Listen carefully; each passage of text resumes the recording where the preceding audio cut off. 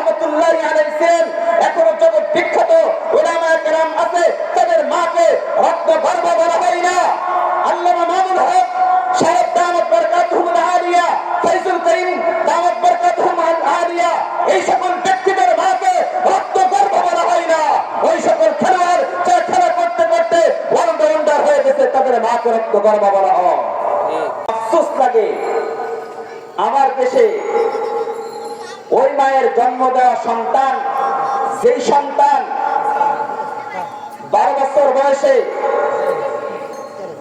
সারা পৃথিবীর মাঝে 120 অথবা 110টা দেশের মাঝে, যেই দেশে কোরআন নাযিল হয়েছে, ওই দেশে সমস্ত কোরআনের হাফেজদের প্রতিযোগিতার মাঝে সকলকে পরাজিত করে বাংলার লাল সবুজের পতাকাকে সমুন্নত করে ওই মাকে আমাদের দেশে রত্ন গর্ভা বলা হয় না, আমাদের দেশে রত্ন গর্ভা বলা হয় যেই সন্তানের মা, সেই সন্তান খেলা করতে করতে অলরাউন্ডার হয়ে গেছে, ওই মাকে রত্ন গর্ভা বলা হয়।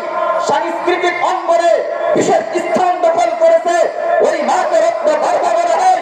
ডান্স আর নাচ এই করতে করতে যুবকদেরকে চিত্ত আকর্ষণ করতে সক্ষম হয়েছে, ওই মাকে আমার দেশে রত্ন গর্ভা বলা হয়। কিন্তু আমার দেশে কোরআনের হাফেজের মাকে রত্ন গর্ভা বলা হয় না। আমার দেশে যেই ব্যক্তির আধ্যাত্মিক রাহবার আল্লামা শাহ আহমদ শফি রহমতুল্লাহি আলাইহি ছিলেন, এখনো জগৎ বিখ্যাত উলামায়ে কেরাম আছে, তাদের মাকে রত্ন গর্ভা বলা হয় না।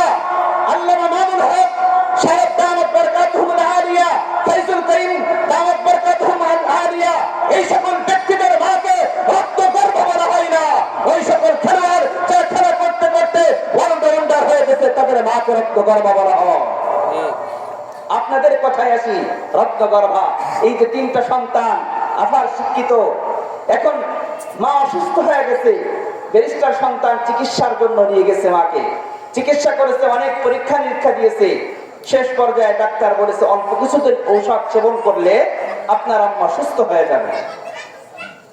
মাকে ওষুধ খাওয়াইছে, ডাক্তার ছেলেটা দূরে থাকে, ডাক্তার ছেলে ভাইয়ের কথা শুনেই এতে সে পরিতৃপ্ত হয়নি, কিছুদিন পরে চলে আসছে, এসে আম্মা বলে ডাক দিয়েছে।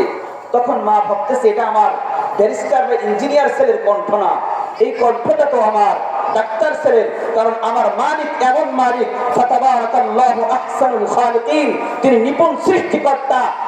একই মায়ের 3টা সন্তান, কিন্তু 3টা সন্তানকে আল্লাহ তাআলা 3 ভাবে সৃষ্টি করেছে। যখনই ডাক্তার ছেলের কণ্ঠ শুনেছে, ডাক্তার ছেলে আসছে, আসার পরে বলছে মা তোমার এখন কি অবস্থা? বলতেছে ভালো, আগের থেকে উন্নতি হয়েছে। এই কথাই তো ডাক্তার ছেলে সন্তুষ্ট হবে না, প্রেসক্রিপশন দেখেছে, প্রেসক্রিপশনে দেখলেন যে অনেক পরীক্ষা দিয়েছে। এক পর্যায়ে মাকে জিজ্ঞাসা করলো মা তোমার প্রেসক্রিপশনে যে পরীক্ষা নিরীক্ষা করেছে সেই পরীক্ষা নিরীক্ষাগুলো কোথায় রাখছো? কারো একটা স্ক্রিন ফিল্ম, ওই ফিল্মটা মায়ের কাছে চেয়েছে, দেখেছে উঁচু করে যখন দেখতেছে মায়ের বল ব্লাডারে পাথর হয়ে গেছে। আমি এখান থেকে এই কথাটা বোঝাতে চাইতেছি, এই কালো ফিল্ম কিন্তু ব্যারিস্টার ছেলে কতবার দেখেছে, ওই ইঞ্জিনিয়ার ছেলে, যে ইঞ্জিনিয়ার ছেলে প্রতিদিন টনকে টন পাথরের কাজ করে, ওই ইঞ্জিনিয়ার ছেলে ব্যারিস্টার ছেলে, এদেরকে আপনারা অশিক্ষিত বলবেন? এটা তো অশিক্ষিত না, এটা তো আপার শিক্ষিত। এরপরেও ওই ব্যারিস্টার এবং ইঞ্জিনিয়ার সন্তান বারবার দেখার পরেও মায়ের ওই বল ব্লাডারে পাথর হয়েছে এটা নির্ণয় করতে পারেনি। এজন্য arts, commerce, physics, lawyer, chemistry, তত্ত্ববিজ্ঞান যত জ্ঞান আছে সব জ্ঞান শিখে তুমি কোরআনের জ্ঞান শিক্ষা না করলে তুমি জান্নাত পাইবা না।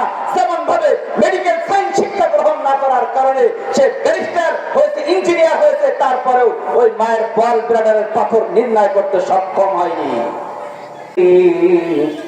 وَاحْلُلْ عُقْدَةً مِّن لِّسَانِي يَفْقَهُوا قَوْلِي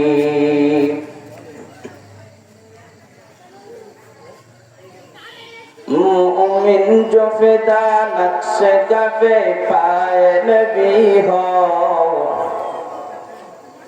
मुमिन जो फिदा नक्श कफे पाए नबी हो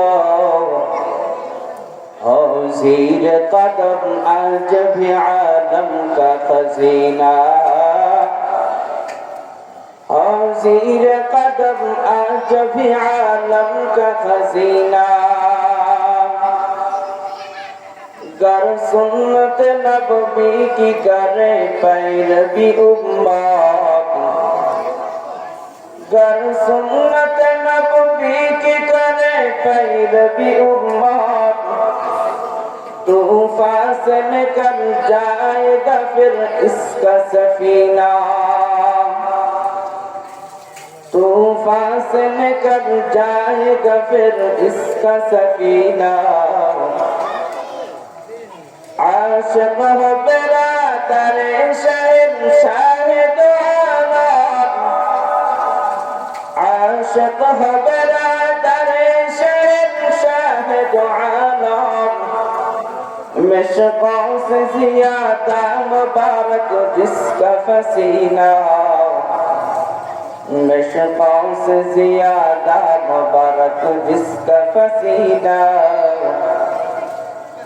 गर दिल में तड़प हो मेरे आका का ज़ियारत गर दिल में तड़प हो मेरे आका का ज़ियारत एक आन में आए नबी दिखला दे मदीना एक आन में आए नबी दिखला दे मदीना मोहब्बत से जिक्र करो ला इलाहा इल्लल्लाह ला इलाहा इल्लल्लाह ज़बान खुले जिक्र करो ला इलाहा इल्लल्लाह ला इलाहा इल्लल्लाह ला इलाहा इल्लल्लाह ला इलाहा इल्लल्लाह दुर्गा दुर्गा गैरुल्लाह दुर्गा दुर्गा गैरुल्लाह সকলের মালিক তুমি আল্লাহ লা ইলাহা ইল্লাল্লাহ লা ইলাহা ইল্লাল্লাহ লা ইলাহা ইল্লাল্লাহ লা ইলাহা ইল্লাল্লাহ তেরি हमारे कोई नहीं है अल्लाह ला इलाहा इल्लल्लाह ला इलाहा इल्लल्लाह ला इलाहा इल्लल्लाह ला इलाहा इल्लल्लाह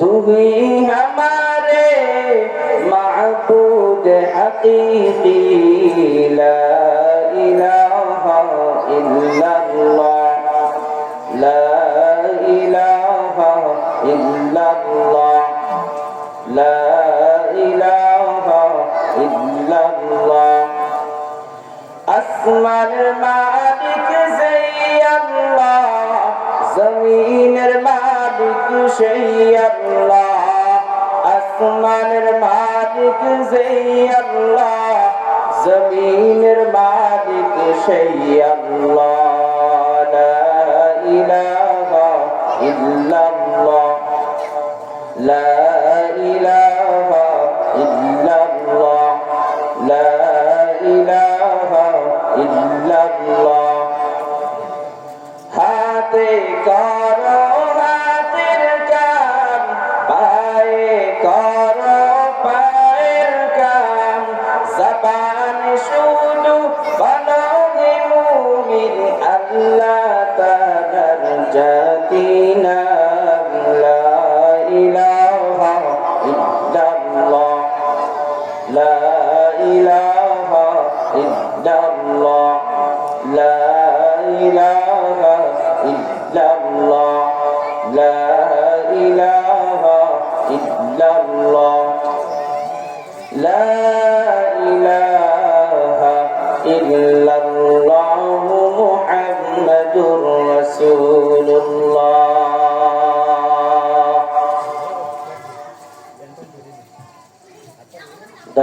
কোরআন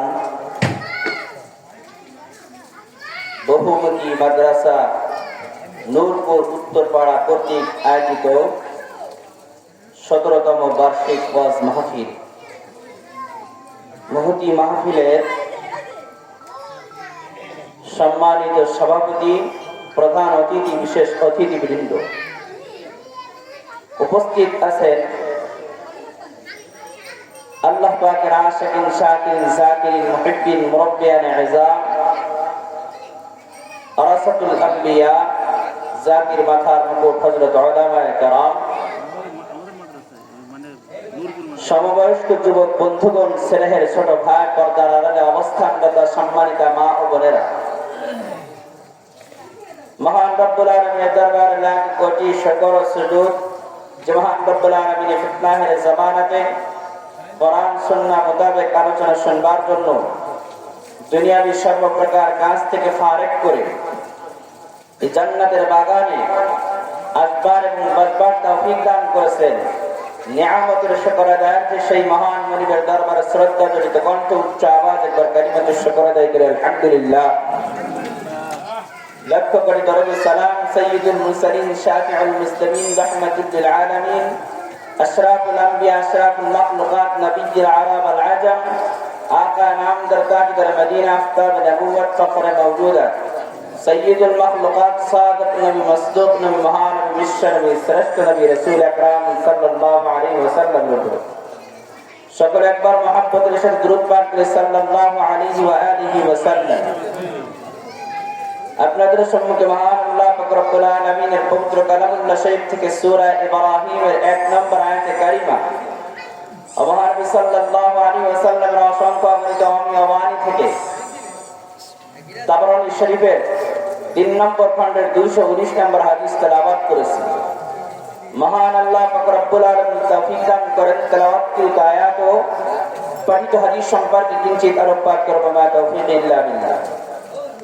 আল্লাহ তাআলা ইখলাস ও রুহানিয়াতের সমন্বয় আমলের নিয়তে আমাদের কিছু কথা বলবার এবং আপনাদেরকে শুনবার মতো হিম্মত, তৌফিক, ধৈর্য দান করুন। সকলে বলি আমিন। যে আয়াত ও হাদিস তেলাওয়াত করেছে, আয়াত ও হাদিসের সংক্ষিপ্ত অনুবাদ। আয়াত আল্লাহ তাআলা বলতেছেন, কিতাবুন আনজালনাহু ইলাইক লিতুখরিজান নাসা মিনাজ যুলুমাতি ইলান নূর। এমন একটি কিতাব যা আপনার কাছে নাযিল করেছি, লিতুখরিজান নাসা মিনাজ যুলুমাতি ইলান নূরি বিইذনি রাব্বিহিম, যাতে করে তাদের রবের অনুমতি ক্রমে গুনাহের অন্ধকারে নিমজ্জিত মানুষদেরকে কোরআনের আলোর মাধ্যমে হেদায়েতের পথে আনতে পারে। ইলা সিরাতিল আজিজিল হামিদ, প্রজ্ঞাময়, প্রশংসিত তার ওই পথের দিকে। হাদিসে রাসূল সাল্লাল্লাহু আলাইহি ওয়াসাল্লাম বলতেছেন, তাবাররাক বিল কোরআন ফাহুয়া কালামুল্লাহ তাআলা। তোমরা কোরআনুল কারীমের মাধ্যমে বরকত হাসিল করো, তা হলো আল্লাহ তাআলার কালাম। আমি যে আয়াত হাদিস তেলাওয়াত করেছি, এই আয়াত হাদিসের সম্পর্ক হলো কোরআন কি ও কেন সে সম্পর্কে বলার জন্যই আমি এই আয়াত হাদিস তেলাওয়াত করেছি। যেহেতু এই মাহফিলটাও মাদ্রাসার মাহফিল, নতুন মাদ্রাসা হিফজ বিভাগ, এজন্য আমি আমার আলোচনার বিষয়কে আজকে আমি নির্ধারণ করে নিয়েছি কোরআন কি ও কেন। কোরআন কি? কিতাবুন আনজালনাহু ইলাইক, এমন একটি কিতাব যা আপনার প্রতি নাযিল করা হয়েছে। এই প্রশ্নের জবাব যে কোরআন কি, আল্লাহ তাআলার পক্ষ থেকে মুহাম্মদুর রাসূলুল্লাহ সাল্লাল্লাহু আলাইহি ওয়াসাল্লামের প্রতি নাযিলকৃত কিতাব হলো কোরআন। কি? এই প্রশ্নের উত্তর। কেন? লিতুখরিজান নাসা মিনাজ যুলুমাতি ইলান নূর, যাতে করে গোমরাহির প্রচ্ছন্ন অন্ধকারে নিমজ্জিত মানুষদেরকে কোরআনের আলোর মাধ্যমে হেদায়েতের পথে আনতে পারে। যে হাদিস তেলাওয়াত করেছে, হাদিসে রাসূল বললেন, তাবাররাক বিল কোরআন, কোরআনের মাধ্যমে বরকত হাসিল করো। এই কথাটা বোঝানোর জন্য একটু বিশ্লেষণ করলে আরো ভালোভাবে বুঝে আসবে। আমাদের দেশের সাধারণ মানুষ তারা হলো উলামা, মাশায়েখ, পীর, বুজুর্গ, ভক্ত। যদি কেউ কোন তার পীরের কাছ থেকে কোন হাদিয়া পায় তাহলে সেটা বরকতের জন্য নিজের কাছে রেখে দেয়। যদি কোন হাদিয়া পীরের কাছ থেকে পায় সেটা বরকতের জন্য রেখে দেয়। যদি পীরের কাছ থেকে না পেয়ে যদি কোনো হাদিয়া আল্লাহ তাআলার ঘরের সাথে সম্পৃক্ত হয়েছে এমন কোন হাদিয়া পায়, যেমন ভাবে উদাহরণস্বরূপ বলা যায় কাবা ঘরের সাথে সম্পর্ক রয়েছে এমন কোন গিলাফ যদি কেউ পায় তাহলে সেটাও কি করে বরকতের জন্য রেখে দেয়। আজও তুরস্কের জাদুঘরে রাসূল সাল্লাল্লাহু আলাইহি ওয়াসাল্লামের ব্যবহৃত পাগড়ি, টুপি এবং তরবারি এগুলো এখনো সংরক্ষিত রয়েছে। এগুলো যদি পায় তাহলে বরকতের জন্য রেখে দিবে। তাহলে রাসূল বললেন যে তাবাররাক বিল কোরআন, কোরআনের মাধ্যমে বরকত হাসিল কর। তাহলে যেই জিনিসটা পীরের সাথে লাগার কারণে আমরা বরকতের জন্য রেখে দিই, যেই জিনিসটা আল্লাহর ঘরের সাথে সম্পৃক্ত হওয়ার কারণে বরকতের জন্য রেখে দিই, যেই জিনিসটা মুহাম্মদুর রাসূলুল্লাহ সাল্লাল্লাহু আলাইহি ওয়াসাল্লামের সাথে লেগে থাকার কারণে বরকতের জন্য রেখে দিই, এর চাইতে ওই জিনিস বেশি বরকতের হবে কিনা যেই জিনিস স্বয়ং আল্লাহ তাআলার পক্ষ থেকে হবে কিনা? যেই জিনিসটা স্বয়ং আল্লাহ তাআলার পক্ষ থেকে সেই জিনিস আসলে আরো বেশি বরকত হবে। সে কথাই পয়গম্বর তাবারানী শরীফের 3 নম্বর খণ্ডের 219 নম্বর হাদিসের বর্ণনার ভিতরে আসছে যে তাবাররাক বিল কোরআন ফাহুয়া কালামুল্লাহি তাআলা, তোমরা কোরআনের মাধ্যমে বরকত হাসিল করো, তা হলো আল্লাহ তাআলার কালাম। যেই জিনিস পীরের সাথে সম্পৃক্ত হওয়ার কারণে, আল্লাহর ঘরের সাথে সম্পৃক্ত হওয়ার কারণে, নবীর সাথে সম্পৃক্ত হওয়ার কারণে যদি বরকত হয় তাহলে এটা এমন একটা জিনিস যেটা স্বয়ং আল্লাহ তাআলার পক্ষ থেকেই আসছে, তাহলে এতে নিঃসন্দেহে বরকত বেশি রয়েছে। তাবাররাক বিল কোরআন ফাহুয়া কালামুল্লাহ, কোরআন কি ও কেন? কোরআন কি আল্লাহ তাআলার পক্ষ থেকে নাযিলকৃত কিতাব। কেন? যাতে করে এই কোরআনের আলো দ্বারা মানুষদেরকে হেদায়েতের পথে বের করে আনতে পারে। আল্লাহ তাআলা কোরআনে বললেন কোরআন কি, এই প্রশ্নের জবাব দিলেন আপনার প্রতি নাযিলকৃত কিতাব। আর রাসূল স্বয়ং বললেন যে কোরআন কি, এই প্রশ্নের জবাবে রাসূল বললেন স্বয়ং আল্লাহ তাআলার কালাম।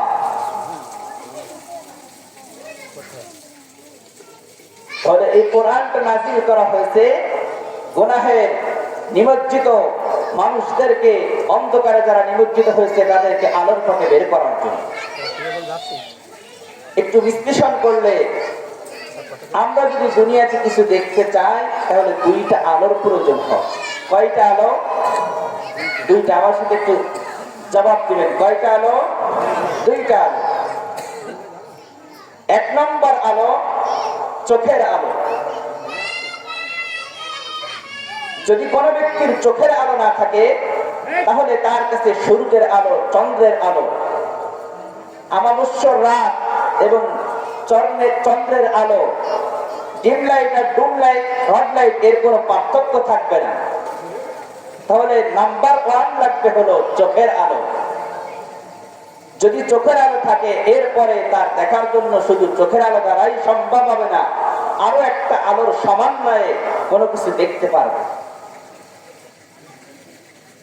চোখের আলো আছে, একজনের চক্ষু 100% ভালো রয়েছে, এরপরও যদি সূর্যের আলো না থাকে, লাইটের আলো না থাকে, চন্দ্রের আলো না থাকে তাহলে কিন্তু ওই ব্যক্তি দেখতে পারবে না। তাহলে কোন ব্যক্তিকে যদি দেখতে চায় তাহলে তার 2টা আলোর সমন্বয়, চোখের আলো এবং সূর্যের আলো অথবা বাহিরের আলোর মাধ্যমেই ওই ব্যক্তি দেখতে পারবে। তবে এই 2টা আলোর সমন্বয়েও অনেক কিছু দেখা যায়, সব কিছু দেখা যায় না। অনেক কিছু দেখা যায়, সব কিছু দেখা যায় না। কিভাবে? এই দুইটা আলো আছে, এরপরও যদি জ্ঞানের আলো না থাকে তাহলে কিন্তু সবকিছু দেখা সম্ভব হবে না। যদি কোনো ব্যক্তির কাছে জ্ঞানের আলো না থাকে, তাহলে যদি আমি প্রশ্ন করি আপনার পিছনে যে ব্যানারটা লেখা আছে, এই ব্যানারে কি লেখা আছে আপনি কি বলতে পারবেন? যার কাছে জ্ঞানের আলো নাই সে ব্যক্তি বলতে পারবে না। কিন্তু তার কাছে তো চোখের আলো রয়েছে, আবার বাহিরের আলো রয়েছে। তাহলে তৃতীয় আরেকটা আলোর প্রয়োজন, সেটা হলো জ্ঞানের আলো। এজন্য আমরা আমাদের বাংলায় বলে, হায়রে কপাল মন্দ, চোখ থাকিতে অন্ধ। চোখ আছে কিন্তু দেখতে পারে না। কেন? জ্ঞানের আলো না। তবে জ্ঞানের ভিন্নতার কারণে দৃষ্টির ভিতরেও ভিন্নতা আসে। জ্ঞানের ভিন্নতার কারণে দৃষ্টির ভিতরে ভিন্নতা আসে। কিভাবে? যদি একটা উদাহরণ দিই তাহলে সুন্দরভাবে একটা মিসাল পেশ করলে বুঝে আসবে। একটা মা তার 3টা সন্তান, বড় ভাগ্যবতী মা। 3টা সন্তান আফার শিক্ষিত। এমন মাকে রত্নগর্ভ বলা হয়। একটা ছেলে ব্যারিস্টার, যার কথায় সংবিধান রচনা হয়। দ্বিতীয় ছেলে ইঞ্জিনিয়ার, যাইতে ইঞ্জিনিয়ার না, চিফ ইঞ্জিনিয়ার। তৃতীয় সন্তান ডাক্তার, যে কোনো ডাক্তার না, FRCS ডাক্তার। এখন এই মাকে আমাদের দেশে কি বলা হয়? রক্তগর্ভ বলা হয়। বড় আফসোস লাগে, আমার দেশে ওই মায়ের জন্ম দেওয়া সন্তান, যেই সন্তান 12 বছর বয়সে সারা পৃথিবীর মাঝে 120 অথবা 110টা দেশের মাঝে, যেই দেশে কোরআন নাযিল হয়েছে, ওই দেশে সমস্ত কোরআনের হাফেজদের প্রতিযোগিতার মাঝে সকলকে পরাজিত করে বাংলার লাল সবুজের পতাকাকে সমুন্নত করে ওই মাকে আমাদের দেশে রত্নগর্ভ বলা হয় না, আমাদের দেশে রত্নগর্ভ বলা হয় যেই সন্তানের মা, যেই সন্তান খেলা করতে করতে ওয়ান্ডার হয়ে গেছে, ওই মাকে রত্নগর্ভ বলা হয়। সাংস্কৃতিক অঙ্গনে বিশেষ স্থান দখল করেছে, ওই মাকে রত্নগর্ভ বলা হয়। ডান্স আর নাচ এই করতে করতে যুবকদেরকে চিত্ত আকর্ষণ করতে সক্ষম হয়েছে, ওই মাকে আমার দেশে রত্নগর্ভ বলা হয়। কিন্তু আমার দেশে কোরআনের হাফেজের মাকে রত্নগর্ভ বলা হয় না। আমার দেশে যেই ব্যক্তির আধ্যাত্মিক রাহবার আল্লামা শাহ আহমদ শফী রহমাতুল্লাহি আলাইহি ছিলেন, এখনো জগৎ বিখ্যাত উলামায়ে কেরাম আছে, তাদের মাকে রত্নগর্ভ বলা হয় না। আল্লামা মামুনুল হক সাহেব দামাত বরকাতুহুল আলিয়া, ফাইজুল করিম দামাত বরকাতুহুল আলিয়া, এই সকল ব্যক্তিদের মাকে রত্নগর্ভ বলা হয় না। ওই সকল খেলোয়াড় যারা খেলা করতে করতে ওয়ান্ডার হয়ে গেছে, তাদের মাকে রত্নগর্ভ বলা হয়। আপনাদের কথায় আসি, রত্নগর্ভা এই যে 3টা সন্তান আফার শিক্ষিত। এখন মা অসুস্থ হয়ে গেছে, ব্যারিস্টার সন্তান চিকিৎসার জন্য নিয়ে গেছে মাকে, চিকিৎসা করেছে, অনেক পরীক্ষা নিরীক্ষা দিয়েছে। শেষ পর্যায়ে ডাক্তার বলেছে অল্প কিছুদিন ঔষধ সেবন করলে আপনার আম্মা সুস্থ হয়ে যাবে। মাকে ওষুধ খাওয়াইছে, ডাক্তার ছেলেটা দূরে থাকে। তো ডাক্তার ছেলে ভাইয়ের কথা শুনেই এতে সে পরিতৃপ্ত হয়নি। কিছুদিন পরে চলে আসছে, এসে আম্মা করে ডাক দিয়েছে। তখন মা ভাবতেছে এটা আমার ব্যারিস্টার বা ইঞ্জিনিয়ার ছেলের কণ্ঠ না, এই কণ্ঠটা তো আমার ডাক্তার ছেলের। কারণ আমার মালিক এমন মালিক, ফাতাবারাকাল্লাহু আহসানুল খালিকিন, তিনি নিপুণ সৃষ্টিকর্তা। একই মায়ের 3টা সন্তান, কিন্তু 3টা সন্তানকে আল্লাহ তাআলা 3 ভাবে সৃষ্টি করেছে। যখনই ডাক্তার ছেলের কণ্ঠ শুনেছে, ডাক্তার ছেলে আসছে, আসার পরে বলছে মা তোমার এখন কি অবস্থা? বলতেছে ভালো, আগের থেকে উন্নতি হয়েছে। এই কথাই তো ডাক্তার ছেলে সন্তুষ্ট হবে না। প্রেসক্রিপশন দেখেছে, প্রেসক্রিপশনে দেখলেন যে অনেক পরীক্ষা দিয়েছে। এক পর্যায়ে মাকে জিজ্ঞাসা করলো মা তোমার প্রেসক্রিপশনে যে পরীক্ষা নিরীক্ষা করেছে সেই পরীক্ষা নিরীক্ষাগুলো কোথায় রাখছো? কারো একটা স্কিন ফিল্ম, ওই ফিল্মটা মায়ের কাছে চেয়েছে, দেখেছে উঁচু করে যখন দেখতেছে মায়ের বল ব্লাডারে পাথর হয়ে গেছে।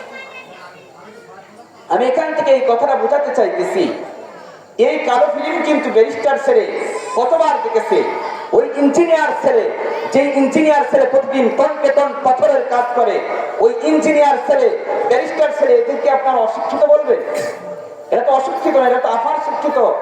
এরপরেও ওই ব্যারিস্টার এবং ইঞ্জিনিয়ার সন্তান বারবার দেখার পরেও মায়ের ওই বল ব্লাডারে পাথর হয়েছে এটা নির্ণয় করতে পারেনি।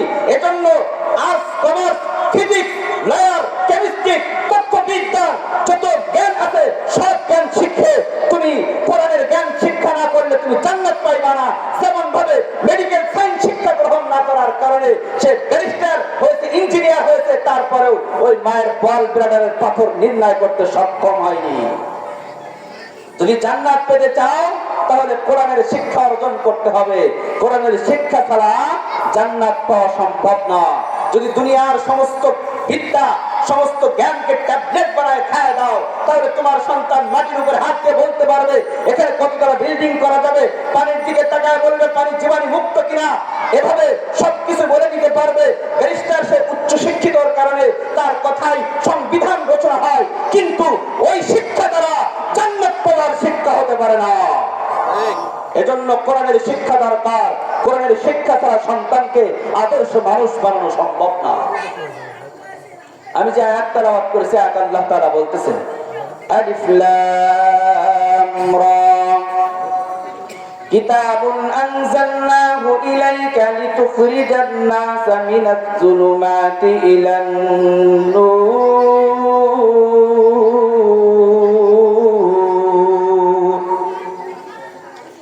এমন একটি কিতাব যা আমি আপনার প্রতি নাযিল করেছি, যাতে করে এই কোরআনের আলো দ্বারা গোমরাহির ঘোরাচ্ছন্ন অন্ধকারের নিমজ্জিত মানুষদেরকে হেদায়েতের পথে বের করে আনতে পারে। কোরআন কি এমন একটা আকর্ষণ, কোরআনের মাধ্যমে মানুষকে হেদায়েতের পথে আনা সম্ভব। কোরআন সম্পর্কে আমার আল্লাহ পাক রব্বুল আলামিন কোরআনে অনেক কথা বলেছেন। 10টি কথা কোরআন থেকেই বলতে চাই। আল্লাহ পাক রব্বুল আলামিন সূরা শুআরা এর 192 নম্বর আয়াতের ভিতরে বলতেছেন ইন্নাহু লাতানজিলু রাব্বিল আলামিন। নিশ্চয় এই কোরআন সৃষ্টি কুলের রবের পক্ষ থেকেই নাযিলকৃত। 1 নম্বর কথা। 2 নম্বর কথা, সূরা শুআরা 193 নম্বর আয়াতে আল্লাহ বলতেছেন নাযালা বিহির রূহুল আমিন। রূহুল আমিন অর্থাৎ বিশ্বস্ত আত্মা, এটা নিয়ে অবতরণ করেছেন জিবরাইল আমিন। এই কোরআন নিয়ে দুনিয়াতে অবতরণ করেছেন। 3 নম্বর কথা আলা কলবিকা লিতাকুনা মিনাল মুনজিরিন।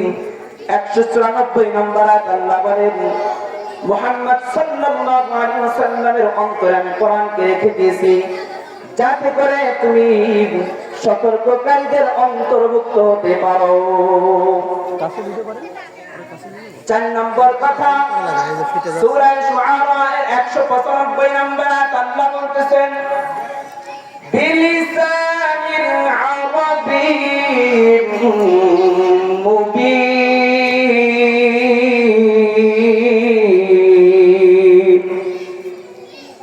সুস্পষ্ট ভাষায় কোরআন নাযিল করেছি। সূরা যুখরুফের 3 নম্বর আয়াত আল্লাহ বলতেছেন ইন্না জাআলনাহু কুরআনান আরাবিয়্যান লাআল্লাকুম তা'কিলুন।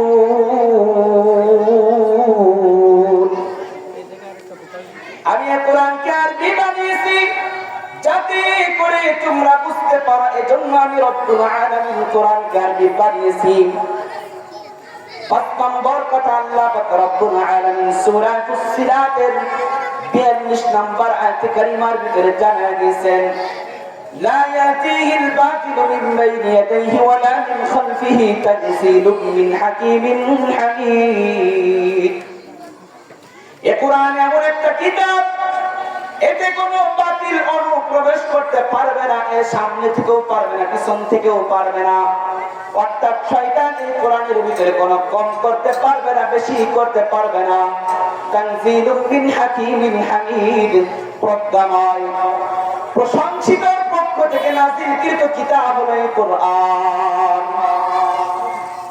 6 নম্বর কথা আল্লাহ রাব্বুল আলামিন সূরা ফুরকানের 33 নম্বর আয়াতে জানিয়ে দিয়েছেন, وَلَا يَأْتُونَكَ بِمَثَلٍ إِلَّا جِئْنَاكَ بِالْحَقِّ وَأَحْسَنَ تَفْسِيرًا। তারা তোমার কাছে যে কোনো বিষয় নিয়ে উপস্থিত হোক না কেন, আমি রব্বুল আলামিন এই কোরআনের মধ্যে এর সঠিক সমাধান এবং সুন্দর ব্যাখ্যা দিয়ে দিয়েছি। 6 নম্বর কথার ব্যাপারে সূরা আম্বিয়া এর 18 নম্বর আয়াতে আল্লাহ তাআলা বলতেছেন, বাল নাকযিফু বিল হাক্কি আলাল বাতিল ফায়াদলাবুহু ফাইদা হুয়া যাহিক। আমি বাতিলের উপরে হককে নিক্ষেপ করি, আর এর ফলে এই হকের কারণে বাতিল চূর্ণ বিচূর্ণ হয়ে যায়, নিমিষেই তা হঠাৎ তা নিঃশেষ হয়ে যায়, বিলুপ্ত হয়ে যায়। 7 নম্বর কথা আল্লাহ রাব্বুল আলামিন সূরা শুরা এর 52 নম্বর আয়াতের ভিতরে জানিয়ে দিয়েছেন, ওয়ালাকিন জাআলনাহু নূরান নাহদি বিহি মান নাশাউ মিন ইবাদিনা। আমি এই কোরআনকে নূর বানিয়েছি, কোরআনকে আলো বানিয়েছি, এর মাধ্যমে আমি রব্বুল আলামিন যাকে ইচ্ছা তাকে হেদায়েত দান করে থাকি। 8 নম্বর কথা আল্লাহ রব্বুল আলামিন সূরা ইউনূসের 57 নম্বর আয়াতে কারিমার ভিতরে জানিয়ে দিয়েছেন, ইয়া আইয়ুহান নাস ক্বাদ জাআতকুম মাউইযাতুম মির রাব্বিকুম ওয়া শিফাউন লিমা ফিস সুদূর ওয়া হুদান ওয়া রাহমাতুল লিল মুমিনিন। হে লোকসকল, তোমাদের কাছে তোমাদের রবের পক্ষ থেকে উপদেশ এসেছে এবং তোমাদের অন্তরে যা রয়েছে তার জন্য আরোগ্য বা শিফা, ওয়া হুদান ওয়া রাহমাতুল লিল মুমিনিন, আর মুমিনদের জন্য হেদায়েত এবং রহমত। 10 নম্বর কথা সূরা বনী ইসরাঈলের 88 নম্বর আয়াতের ভিতরে আল্লাহ তাআলা বলতেছেন, কুল লা ইজতামাআতিল ইনসু ওয়াল জিন্নু আলা আন ইয়াতু বিমিসলি হাযাল কুরআন লা ইয়াতুনা বিমিসলিহি ওয়ালাউ কানা বা'দুহুম লিবা'দিন যাহিরা।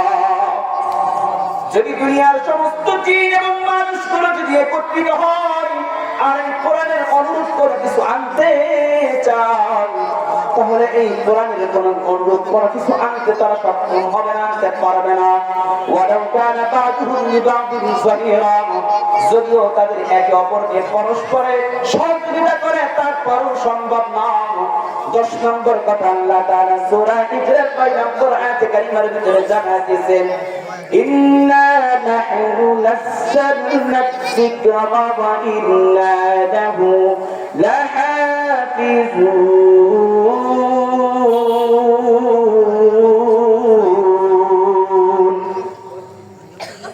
আমি রব্বুল আলামিন নিজেই এই কোরআনের হেফাজতের জিম্মা নিয়েছি। আল্লাহ পাক রব্বুল আলামিন এই কোরআন নাযিল করেছেন, আর তিনি হলো কোরআনের হেফাজতের জিম্মাদার নিয়েছেন। কোরআন এমন একটা আকর্ষণ, এই কোরআনের তাফসীর অলৌকিকত্ব এমন রয়েছে, শুধু মুসলমানের অন্তরের ভিতরে প্রভাব সৃষ্টি করে তা নয়, কাফের গাট্টা কাফের অন্তরের ভিতরে এই কোরআন কিন্তু তাফসীর সৃষ্টি করে, প্রভাব ফেলায়। যেমন ভাবে মক্কার বেঈমান নাফরমানেরা আবু জাহেল, আবু লাহাব, উতবা, শাইবা যখন দেখলো মুহাম্মাদের কোরআন তেলাওয়াত শুনে শুনে গলে গলে মানুষ মুসলমান হয়ে যাইতেছে, তখন তারা বলল, ক্বালাল্লাযীনা কাফারু লা তাসমাউ লিহাযাল কুরআন, এই তোমরা মুহাম্মাদের কোরআন তেলাওয়াত শোনো না। কোরআন তেলাওয়াতের সময় সূরা ফুসসিলাতের 26 নম্বর আয়াতের ভিতরে আসছে যে তারা হট্টগোল করত, ঢোল তাবলা বাজাইত, এমন পর্যায়ে বলো গানের ভিতরে আঙ্গুল দাও যাতে মুহাম্মাদের তেলাওয়াত শুনতে না পাও। তারা বলল আমরা মুহাম্মাদের কোরআনের অনুরূপ একটা কোরআন নিয়ে আসবো। আরবের বিখ্যাত সাহিত্যিক লাবিদ ইবনে রবিকে তারা আহ্বান করলো। আবু জাহেল নিয়ে আসলো। আবু জাহেলকে বলল আমাকে একটা কোরআনের নমুনা দাও, না দিলে আমি কিভাবে কোরআন তৈরি করব। আবু জাহেল বলল তাহলে চলো চলো মুহাম্মাদের কাছে চলে যাই। মুহাম্মদ রাসূলুল্লাহ সাল্লাল্লাহু আলাইহি ওয়াসাল্লামের কাছে গিয়ে বললেন যে আমরা লাবিদ ইবনে রবিকে নিয়ে আসছি। এই লাবিদ ইবনে রবি আপনার তেলাওয়াত শুনে আমাদেরকে অনুরূপ একটা কোরআন বানায় দিবেন। রাসূল কোরআনের কোন সূরা পাঠ করলেন না, সর্বকনিষ্ঠ সূরা কাউসার তেলাওয়াত করলেন।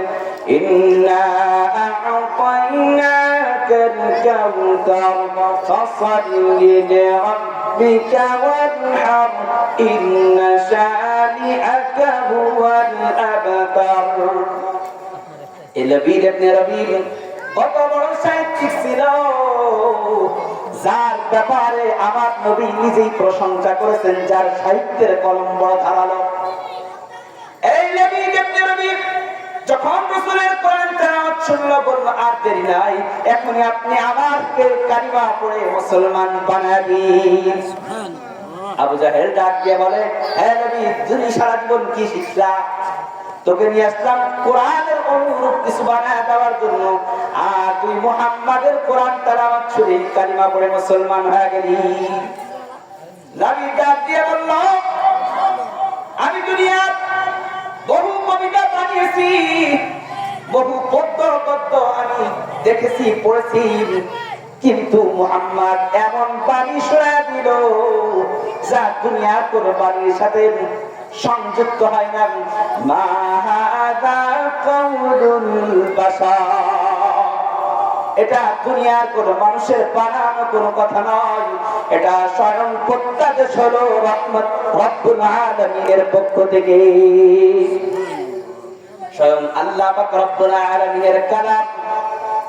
ঠিক এই এক কাফেরের অন্তরে যে তাসির হয়, মুসনাদে আহমদের 21464 নম্বর হাদিসের ভিতরে আসছে রাসূল সাল্লাল্লাহু আলাইহি ওয়াসাল্লামকে যখন আল্লাহ পাক রব্বুল আলামিন হিজরত করার জন্য বললেন, দলে দলে সাহাবায়ে কেরামদেরকে বিভিন্ন জায়গায় পাঠায় দেন।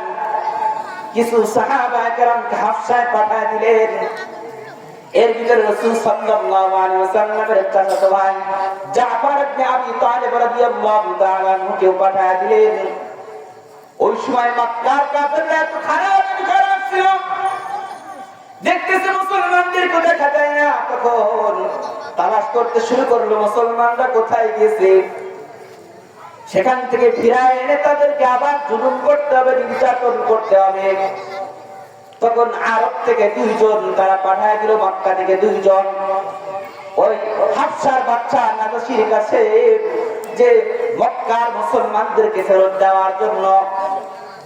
মুসলমানরা পরামর্শ করলো বাচ্চার কাছে যখন ডাকা হবে কে কথা বলবে, তখন সকলে পরামর্শ দিল জাফর ইবনে আবি তালিব রাদিয়াল্লাহু তাআলা আনহু বাচ্চার সামনে কথা বলবে।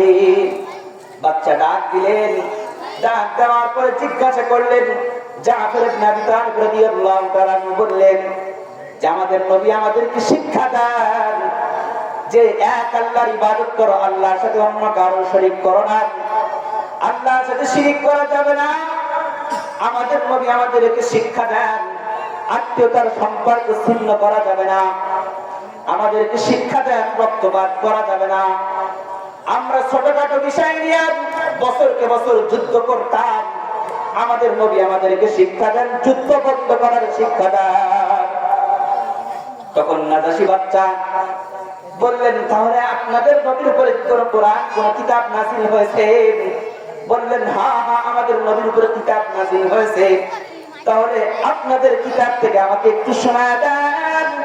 তখন জাফর ইবনে আবি তালিব রাদিয়াল্লাহু তাআলা আনহু সূরা মারইয়াম তেলাওয়াত করতে শুরু করে দিলেন।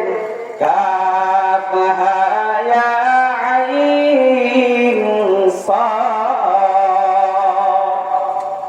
যিকরু রাহমাতি রাব্বিকা আবদাহু যাকারিয়া।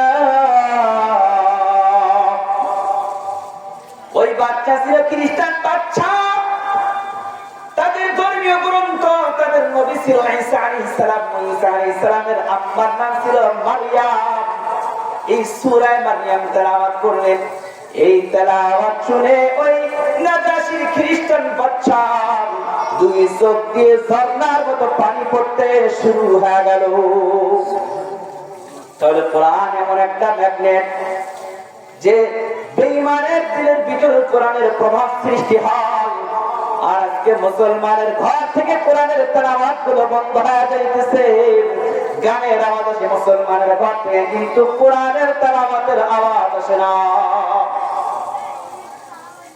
কোরআনের মুজিজা যেখানে লাগাবা সেখানেই কোরআনের এত পাওয়ার, সেখানেই কাজ করবে। জুলফিকার নকশবন্দি তিনি আমেরিকায় ছিলেন। ওখানে কারি আব্দুল বাসিত বিশ্বনন্দিত কারি, তিনি ওখানে মুসলিম সেন্টারে কোরআন তেলাওয়াত করতেন। আর এই জুলফিকার নকশবন্দি সাহেব তিনি কোরআনের অনুবাদ করতেন। একদিন অনেক উলামায়ে কেরাম একত্রিত হয়েছে। হওয়ার পরে কথা বলতে বলতে এক পর্যায়ে কারি আব্দুল বাসিতকে জিজ্ঞাসা করতেছেন, হে বিশ্বনন্দিত কারি, আপনি কি কখনো কোরআনের মুজিজা দেখেছেন, কোরআনের অলৌকিকত্ব দেখেছেন? কারি আব্দুল বাসিত বলেন, এই কথা বলেন না, না বলে বলেন আপনি আপনার এই জিন্দেগিতে আপনি কতবার কোরআনের মুজিজা দেখেছেন? কারি আব্দুল বাসিত বলেন, আমি 1000 বার এই কোরআনের মুজিজা দেখেছি। তার মধ্যে একটা হলো ওই সময় 1978 খ্রিস্টাব্দ, এই সময়ের ঘটনা, এই সময়ের কথা। কারি আব্দুল বাসিত তিনি জুলফিকার নকশবন্দি সাহেবকে বলেন, ওই সময় রাশিয়ার লাল বিপ্লবের বিজয়ী ছিল। তাদের মস্কোতে একবার ওই মিশরের জামাল আব্দুল নাসেরকে প্রেসিডেন্টকে আহ্বান করলো। আহ্বান করে তাদের যখন কথাবার্তা সবকিছু শেষ হয়ে গেল, এক পর্যায়ে তারা যখন চা চক্করে গেল, তখন এই মিশরের বাচ্চা জামাল আব্দুল নাসেরকে বলল, আমরা যখন 1000 বছর সামনে নিয়ে ভাবি, তখন তোমরা 1400 বছর আগের কথা ভাবো। এই দ্বারা সে ক্রিটিসাইজ করতে চাইলো যে তোমরা 1400 বছর আগের মুহাম্মদকে অনুসরণ করো। যখন এই কথা বলল জামাল আব্দুল নাসের, তিনি সহ্য করতে পারলেন না। তিনি দাঁড়ায় মাহাসিনে ইসলাম, ইসলামের সৌন্দর্যের উপরে ভাষণ দিলেন। কিন্তু ভাষণ দেওয়ার পরে নিজের কাছে পরিতৃপ্ত হইল না। ওই বছর শেষ হয়ে গেল, চলে আসলেন, কিন্তু মনের ভিতরে একটা কষ্ট থেকে গেল যে ইসলাম সম্পর্কে আঘাত আনছে। আমরা নামাজ পড়তে না পারি, দিনের পথে সবসময় চলতে না পারলেও, কিন্তু ইসলামের বিরুদ্ধে যদি কোনো খ্রিস্টান, কোনো নাস্তিক, মুরতাদ, কোনো বেঈমান যদি আঙ্গুল তুলে তাকায়, তাহলে আমরা কিন্তু ওই সকল আঙ্গুল, ওই সকল চোখরাঙ্গারিকে কিন্তু ভয় করি না, ওই সকল চোখকে আমরা উঠায়া দিতে চাই। জামাল আব্দুল নাসের তিনি সহ্য করতে পারলেন না, বারবার আল্লাহর কাছে দোয়া করেন। বছর 2 এর ভিতরে আবার চিঠি আসলো রাশিয়ার মস্কো থেকে। তখন এবার সুযোগে কারি আব্দুল বাসিত সাহেবকে দাওয়াত দিলেন। চিঠির মাধ্যমে দুইজন একসাথে এবার রাশিয়ার ওই কনফারেন্সে, বিশ্ব নেতাদের কনফারেন্সে যোগ দিলেন। যখন তাদের আলোচনা শেষ হয়ে গেল, চা চক্করে যাওয়ার পরে জামাল আব্দুল নাসের বললেন, আমি আমার বন্ধুকে নিয়ে আসছি, আমার বন্ধু সুন্দর আবৃত্তি করতে পারে। তখন বলে যে আমাদের দেশে তো অনেক সুন্দর আবৃত্তিকারক আছে, আবার নিয়ে আসার দরকার কি? তখন বারবার অন্যায় ব্যয় করলেন, একটু সুযোগ দিলেন। তখন কারি আব্দুল বাসিত সাহেব বলতেছেন, তখন আমার দিলের ভিতরে তার তরঙ্গ বয়ে যাইতেছে, আনন্দের তরঙ্গ। আজকে আমি বেঈমান নাফরমানদের সামনে কোরআন তেলাওয়াত করব। কোরআনের আলিফ থেকে সিন পর্যন্ত প্রত্যেকটাই হলো এক একটা ম্যাগনেট। দেখ লাগাই দি আর কোথায় যে লাগে। কারি আব্দুল বাসিত যখন দর্শকদের গ্যালারি থেকে, বিশ্ব নেতাদের গ্যালারিতে চলে আসলেন, আসার পরে যখন কোরআন তেলাওয়াত শুরু করলেন, তারা বলে দিল অল্প সময়, কিন্তু তিনি তো 7 ভঙ্গে 7 কিরাতে কোরআন তেলাওয়াত করেন। একবার কবর দিয়ে, একবার জেদ দিয়ে, একবার একবার তেল দিয়ে, একবার মারুফ, একবার এমালা করে, একবার এক বছর, একবার বহু বছর, এভাবে 7 অঙ্কে তিনি পড়েন। 2 রুকু পড়লেন, 2 রুকু পড়তেন, 7 রুকু পড়ান, 14 রুকু পড়ার সময় লাগে, এত সময় পর্যন্ত কোরআন তেলাওয়াত করলেন। কোরআন তেলাওয়াত করার পরে কারি আব্দুল বাসিত কোরআন তেলাওয়াত করে নিজের থেকেই শেষ করে দিলেন। কোরআনের তেলাওয়াত নিজের থেকেই শেষ করে দিয়ে এবার জামাল আব্দুল নাসির তাকায় দেখে ওই কমিউনিস্টের বড় বড় নেতাদের চোখের পানি দিয়ে, চোখ দিয়ে টপ করে পানি পড়তেছে। জামাল আব্দুল নাসির ডাক দিয়ে বলে, এই তোমরা কাঁদো কেন, কাঁদো কেন? বলে আমরা জানি না কেন কাঁদি। তখন বলে যে জানো না কাঁদো কেন? এবার প্রশ্ন করলে বলে আমরা তো তোমার বন্ধুর কোন আবৃত্তি বুঝি নাই, তা বলছো না তাই কাঁদো না, কাঁদো কেন? কারণ তোমার বন্ধুর আবৃত্তি হলো আরবি আর আমাদের ভাষা হলো ইংরেজি, আমরা তো তোমার বন্ধুর কোন আবৃত্তি বুঝি নাই, তাহলে কাঁদো কেন? এই প্রশ্নের জবাবে তারা বলে যে তোমার বন্ধু এমন আবৃত্তি করেছে যে আবৃত্তিটা আমাদের এই কান দিয়ে ঢুকে আমাদের কলিজায় আঘাত করেছে, এমন আঘাত করেছে যে আমাদের চোখ দিয়ে টপ টপ করে পানি পড়তে শুরু হয়ে গেছে। কারি আব্দুল বাসিত বিশ্বনন্দিত কারি ওই দিন কোথা থেকে তেলাওয়াত করলেন? তিনি চিন্তা করতেছিলেন কোন জায়গা থেকে তেলাওয়াত করি। এতদিন তো মুসলমানের সামনে তেলাওয়াত করি, আজকে তো বেঈমান নাফরমানের সামনে তেলাওয়াত করতে হবে। তিনি এই চিন্তা করতে করতে ভাবলেন যে আল্লাহ পাক রব্বুল আলামিন তার অন্তরের ভিতরে ঠেলে দিলেন যে ওই ইসলামের যে বড় শত্রু ছিল ওমর রাদিয়াল্লাহু তাআলা আনহু, তার সামনে কোরআনের তেলাওয়াত করেছিলেন। মা আনজালনা আলাইকাল কুরআনা লিতাশকা। এই তেলাওয়াতেই যে ওমর রাদিয়াল্লাহু তাআলা আনহু তরবারি নিয়ে গিয়েছিল রাসূলের গর্দান নিয়ে আসবে, ওই ওমর রাদিয়াল্লাহু তাআলা আনহু কিন্তু রাসূলের কাছে নিজের গর্দান দিয়ে দিয়েছিলেন। তাহলে কোরআন এমন একটা আকর্ষণ, কোরআনের ফজিলাত রয়েছে 12টা ফজিলাত। কোরআনুল কারীমের সূরা ফাতিরের 29 এবং 30 নম্বর আয়াত আল্লাহ তাআলা বলতেছেন, ইন্নাল্লাযীনা ইয়াতলুনা কিতাবাল্লাহি ওয়া আকামুস সালাতা ওয়া আনফাকু মিম্মা রাযাকনাহুম সিররাও ওয়া আলানিয়াতান ইয়ারজুনা তিজারাতান লান তাবুর। আল্লাহ তাআলা বলতেছেন যারা কোরআন তেলাওয়াত করে, নামাজ কায়েম করে এবং আল্লাহর দেওয়া রিজিক হতে যারা আদায় করে, তাদের তারা এমন আশা করতে পারে যে এই ব্যবসা কখনো ধ্বংস হবে না। এদের ব্যাপারে রব্বুল আলামিন ফাতিরের 30 নম্বর আয়াতে 2টা পুরস্কারের কথা বললেন, লিইউওয়াফিয়াহুম উজুরাহুম। আল্লাহ তাআলা তাদেরকে প্রতিদান দিবেন, পূর্ণ প্রতিদান। 2 নম্বর বললেন ওয়ায়াজিদাহুম মিন ফাদলি। আল্লাহ পাক রব্বুল আলামিন নিজ অনুগ্রহে তাদেরকে আরো বাড়া দিবেন। 2 নম্বর ফজিলাতের কথা তিরমিজি শরীফের 29 নম্বর হাদিসের ভিতরে রাসূল সাল্লাল্লাহু আলাইহি ওয়াসাল্লাম বলেছেন, খায়রুকুম মান তাআল্লামাল কুরআনা ওয়া আল্লামা। দুনিয়ার মাঝে সর্বশ্রেষ্ঠ ওই ব্যক্তি যে কোরআনুল কারীম শিক্ষা করে এবং শিক্ষা দেয়।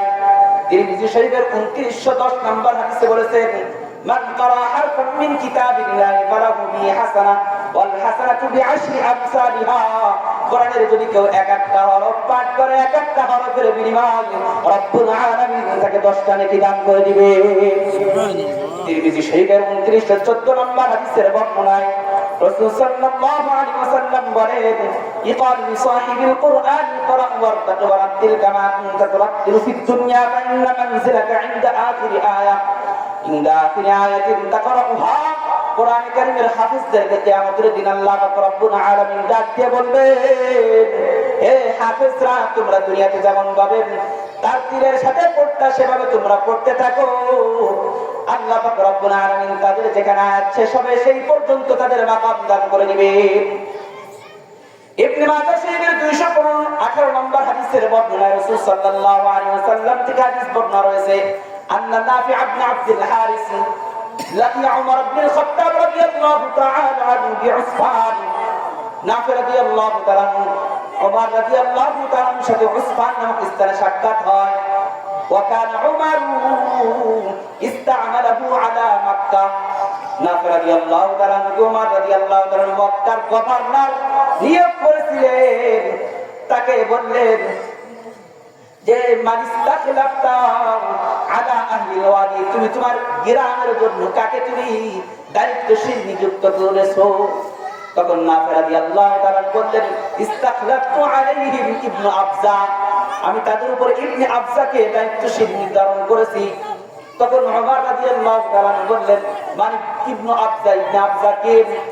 তখন নাফি রাদিয়াল্লাহু তাআলা উত্তর দিলেন রাজুলুন মিন মাওয়ালিনা, সে আমাদের আজাদকৃত মুক্ত গোলাম ছিল। তখন ওমর রাদিয়াল্লাহু তাআলা বললেন ইস্তাখলাফতা আলাইহিম মাওলান, তুমি তাদের উপরে গোলামকে দায়িত্বশীল নিয়োগ করেছো। তখন নাফি রাদিয়াল্লাহু তাআলা বললেন সে একজন ওয়া ইন্নাহু কারিউন লিকিতাবিল্লাহি তাআলা ওয়া আলিমুন বিল ফারাইজ ওয়া কাযিন, তিনটা গুণ তার সম্পর্কে বর্ণনা করলেন। এক নম্বর গুণ হলো সে আল্লাহ তাআলার কিতাবের একজন তেলাওয়াতকারী, কোরআনের তেলাওয়াতকারী। দুই নম্বর সে মিরাস সম্পর্কে, মানুষ মারা যাওয়ার পরে তার সম্পত্তি বন্টন সম্পর্কে সেই জ্ঞান অর্জন করেছে।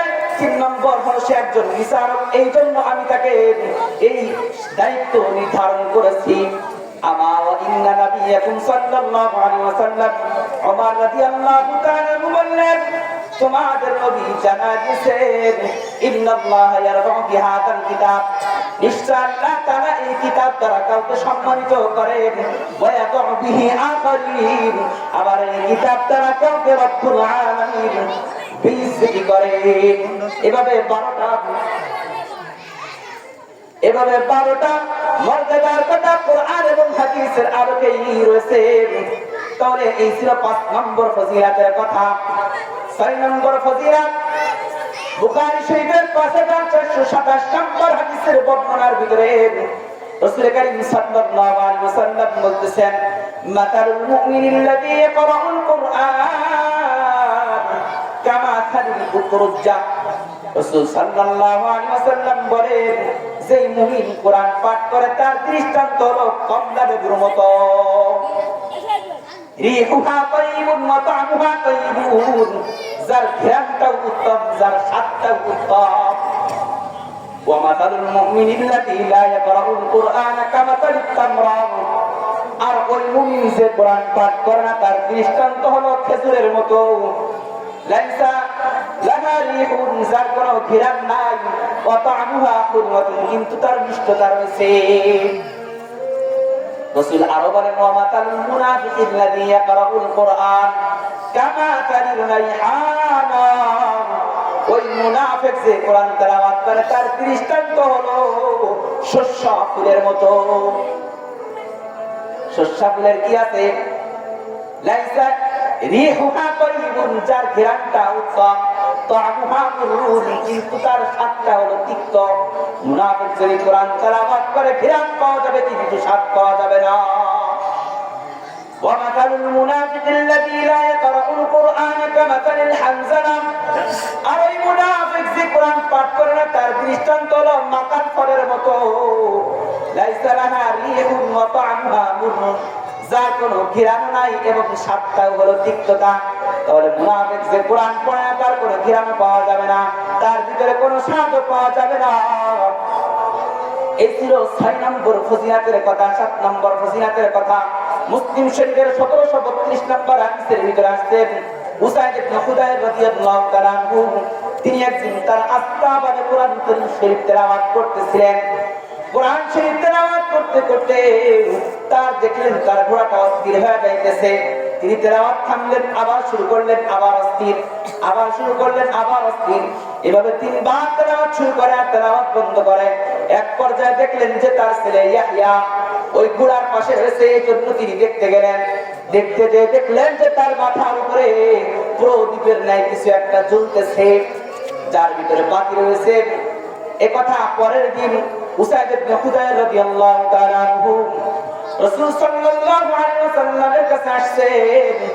এসে রাসূল সাল্লাল্লাহু আলাইহি ওয়াসাল্লামকে বলতেছেন ইয়া রাসূলুল্লাহ, গত রাতে আমি এই স্বপ্ন দেখেছি, আমি তেলাওয়াত করি আর ঘোড়া অস্থির হয়ে যায়, আমি তেলাওয়াত বন্ধ করে দিই, আবার শুরু করি, আবার বন্ধ করে দিই, আবার শুরু করি।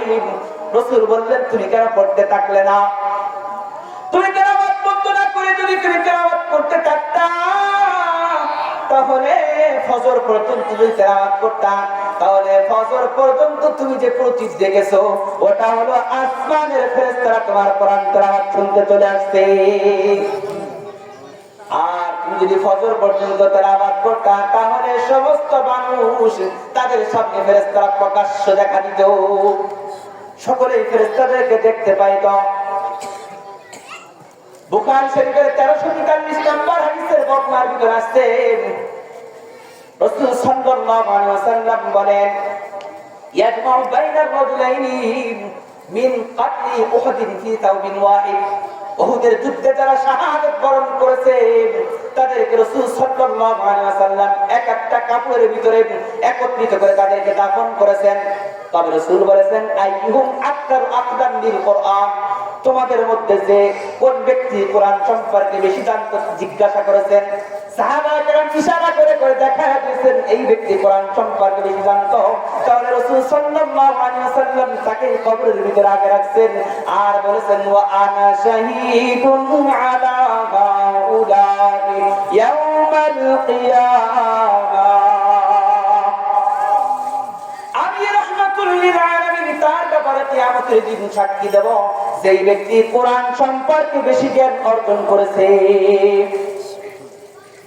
ইবনে মাজাহ শরীফের 215 নম্বর হাদিসের বর্ণনা, দুনিয়ার মধ্যে তো অনেক মানুষের আস্থা ভাজন লোক থাকে, এই কোরআনের পরিবার যারা, তারা হলো আমার আল্লাহ পাক রব্বুল আলামিনের আস্থা ভাজন। দুনিয়ায় তো এমপির আস্থা ভাজন, মন্ত্রীর আস্থা ভাজন থাকে। ইবনে মাজাহ শরীফের 215 নম্বর হাদিসের ভিতরে বলতেছে, ইন্না লিল্লাহি আহলিনা মিনান নাস, মানুষের মধ্যে কত মানুষ আছে আল্লাহ তাআলার পরিবার। ক্বালু ইয়া রাসূলুল্লাহ, সাহাবায়ে কেরাম প্রশ্ন করলেন, ইয়া রাসূলুল্লাহ মান তারা কারা?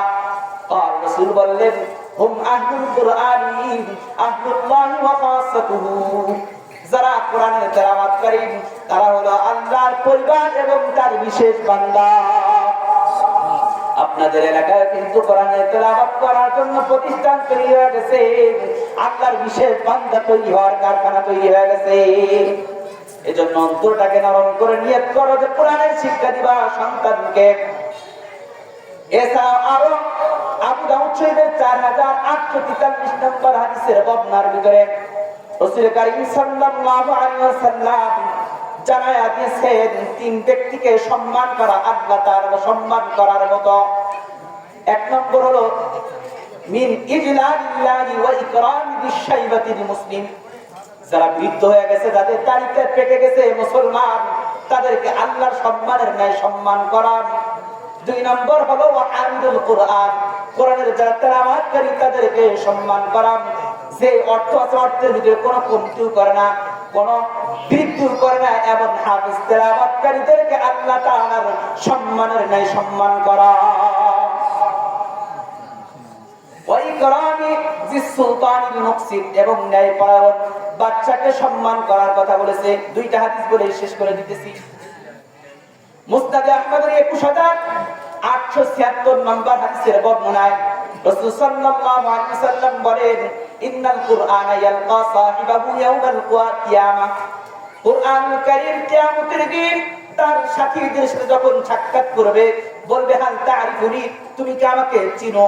কোরআন নিজেই বলবে, আনা আ'রিফুকা, আমি তোমাকে চিনি, ওয়া আনা সাহিবুকাল কুরআন, আমি কোরআন দুনিয়াতে তোমার সাথে ছিলাম। তুমি আমার তেলাওয়াত করতে করতে দিনের বেলায় তুমি কোরআনের আদেশ মানতে মানতে তুমি খাইতে পারো নাই, তেলাওয়াত করতে করতে খাইতে পারো নাই, রোজা রেখেছো, রাতের বেলা তেলাওয়াত করেছো, ঘুমাইতে পারো নাই। ওই কোরআন ডাক দিয়ে বলবে, ফায়াতাল মুলকা বিয়ামিনিহি, কোরআন তার জন্য ডান হাতে তার রাজত্ব দিবে। ওয়ায়ুতাল খুলদা বিশিমালিহি, তার বাম হাতে স্থায়িত্ব দান করা হবে। ওয়ায়ুদাউ আলা রাসিহি তাজুল ওয়াকার, আর তার মাথায় নূরের টুপি পরায়া দেওয়া হবে। ও হাফেজ কোরআনের মা বাবারা, তোমরাও শুনে নাও, তোমাদের জন্য নবী সুসংবাদ জানায় দিয়েছেন, ওয়ায়ুকসা ওয়ালিদাহু হুল্লাতাইন, হাফেজ কোরআনের মা যারা হবে তাদেরকে আল্লাহ পাক রব্বুল আলামিন দুইটা পোশাক পরিধান করা দিবেন। লা ইউকাওয়ামু লাহা আহলুদ দুনিয়া, দুনিয়াবাসী তার মূল্য কেউ দিতে পারবে না। ফাকুলান, ওই হাফেজ কোরআনের মা বাবা আল্লাহর কাছে বলবে বিমা কুসিনা হাদি, এটা আমাদেরকে কেন পড়ানো হয়েছে? আল্লাহ পাক রব্বুল আলামিন উত্তর দিবেন বিআখদি ওয়ালাদিকুমুল কুরআন, তোমাদের সন্তানেরা কোরআন গ্রহণ করেছে, কোরআনের হাফেজ হয়েছে, এজন্য ও নূরপুর এলাকাবাসী একটু কি মন চাই না এই সুসংবাদ গ্রহণ করবা? সন্তান, কেউ তো নূরের টুপি পরিধান করানো হবে, তোমাদের কেউ তো এই এমন একটা পোশাক পরিধান করানো হবে যে পোশাক আর কাউকে পরানো হবে না। আমি কিন্তু নবীর হাদিস থেকে বলতেছি, আমার বানানো কোনো কথা বলতেছিলাম। আত-তারগীব ওয়াত-তারহীবের 2203 নম্বর হাদিসের বর্ণনায় রাসূল সাল্লাল্লাহু আলাইহি ওয়াসাল্লাম বলতেছেন, আল কোরআন শাফিউন ওয়া মুশাফফা, কোরআন হলো সুপারিশকারী, যার সুপারিশ গ্রহণ করা হবে। ওয়া আমিরুন মুসাদ্দিকুন, এমন ফরিয়াদি যে বিশ্বস্ত বলে প্রমাণিত হবে। মান জাআলাহু আমামাহু কাদাহু ইলাল জান্নাহ, যে ব্যক্তি কোরআনকে তার সামনে রাখবে, কোরআন তাকে ঠেলে জান্নাতে নিয়ে চলে যাবে। ওমান জাআলাহু খালফা যাহরিহি, আর যে ব্যক্তি কোরআনকে পিছনে ফেলে দিবে, কাদাহু ইলান নার, আর তাকে হলো ওই কোরআন পিছনে রাখার কারণে কোরআন তাকে জাহান্নামে নিক্ষেপ করে দিবে। আল্লাহ পাক রব্বুল আলামিন আমাদের সকলকে এই কোরআনের ফজিলতগুলো জেনে মেনে আমল করবার তৌফিক দান করুন। ওয়া আখিরু দাওয়ানা আলহামদুলিল্লাহি রাব্বিল আলামিন।